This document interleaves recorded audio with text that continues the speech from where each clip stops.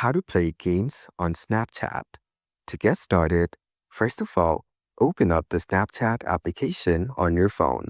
You will then be taken to the camera screen on Snapchat. On this screen, go to the bottom panel and tap on the chat icon. Here, you can view your chat list with friends on Snapchat. Go to any chat from the list. As you can see, there is no rocket icon in the chats. That means we cannot play games on Snapchat right now. To get a solution, we need to go back in the chats feed. Then, tap on the profile icon. On this page, go over to the top right and tap on the settings icon. Here, we need to find the option Help Center and tap on it. After that, it will take some time to load the page. Now, tap on the search bar over here and type in Game.